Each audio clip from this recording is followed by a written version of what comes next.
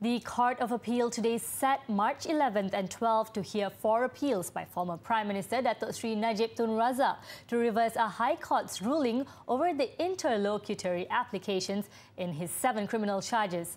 All the criminal charges are related to SRC International Sindaran Berhad funds, totaling 42 million ringgit. Court of Appeal Registrar Datuk Nur Sharida Awang fixed the dates today after meeting Deputy Public Prosecutors Budiman Lufti Othman, Muhammad Izzat Fauzan and lawyer Harvinderjit Singh representing the ex-premier.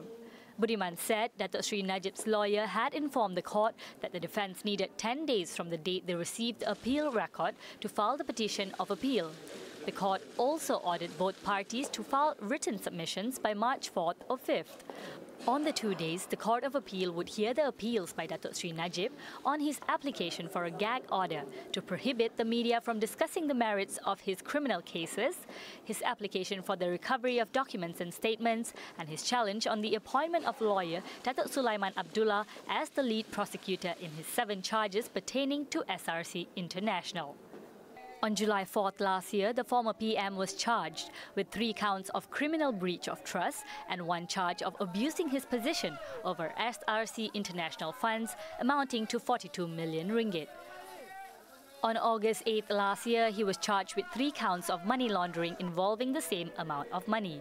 His SRC trial, which was scheduled to commence on February 12th, was adjourned after the Court of Appeal allowed Datuk Seri Najib's application to stay the trial, pending the outcome of his appeal on the withdrawal of the transfer certificate.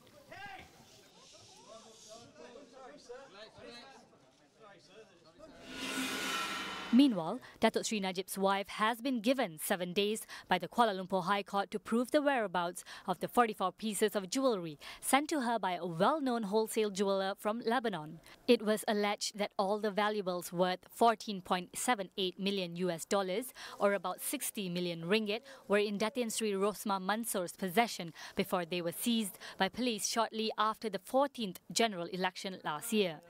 Judicial Commissioner Wong Shi Lin made the order when the matter came up for case management in her chambers today.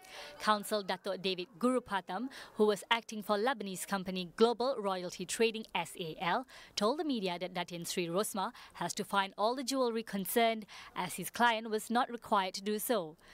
The court is of the view that the trial will be held regardless of whether the jewellery were in police keeping or not, as she had confirmed and signed for the consignment of the jewellery. He added that it is also not the duty of the police to prove the whereabouts of the jewellery. Court also ordered all parties to furnish all documents used for the hearing set on March 4th and 5th. On June 26 last year, Global Royalty filed a suit against Datin Sri Rosmah to demand the return of the 44 pieces of jewellery sent to her for selection or pay the price for all the items.